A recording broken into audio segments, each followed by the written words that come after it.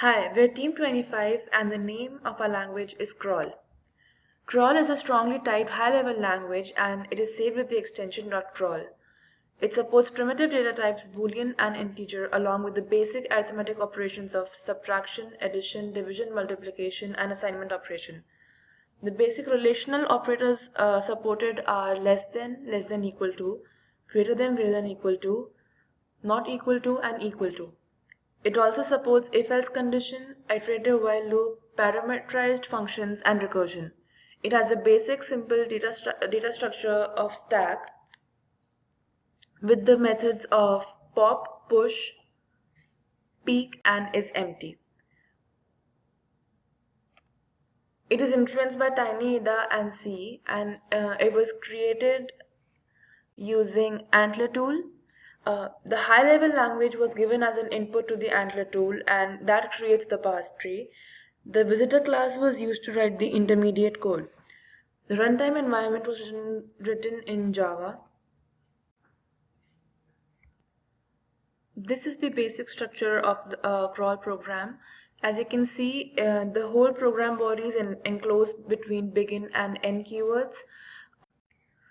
The global variables are integer a and integer b.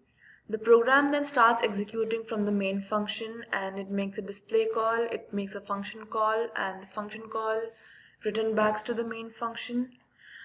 This also demonstrates the local and the global scoping that is in play here.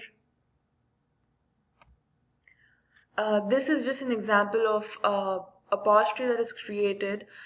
This is a bigger picture. It also includes the while loop. It does not correspond to the sample program given in the previous slide. However, this intermediate code is of that sample program. This intermediate code is a resultant of inputting the high-level language into Antler tool and running it through the visitor class. So let me walk you through the crawl programming language. So in our crawl programming language, currently we have a if-else statement and arithmetic operations. So I'll just give this as as an input to my compiler, and this will create an intermediate file for me that will be .crw class,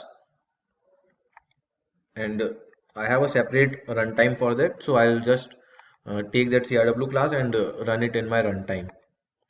And as expected, the output should be as 1 for the current arithmetic operation. And since it was present, if else, it was in the if else condition, and if condition was true, so it displayed inside if condition true. Next, I'll be explaining the stack operations. So we have all the stack operations: stack push, pop, peek, and is empty. So just let me run this. So I'll just give this as an input to my compiler, and it generates an intermediate class file for stack push pop.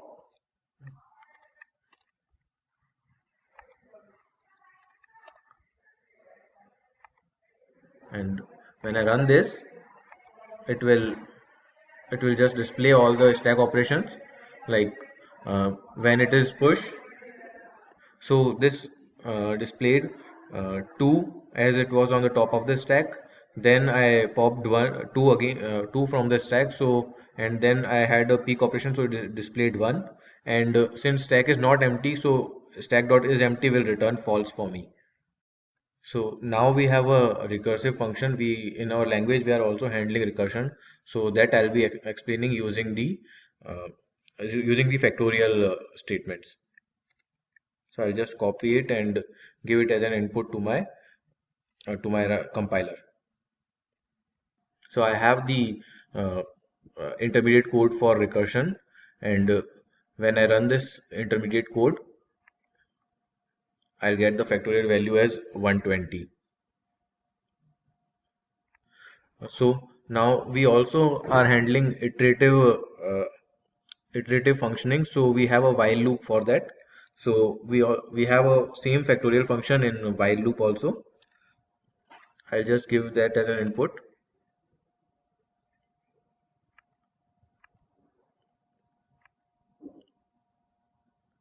So I have a SER502 Crawl class.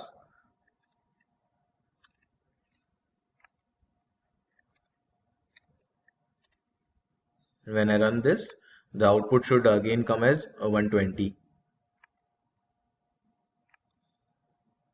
And so we have the output as 120.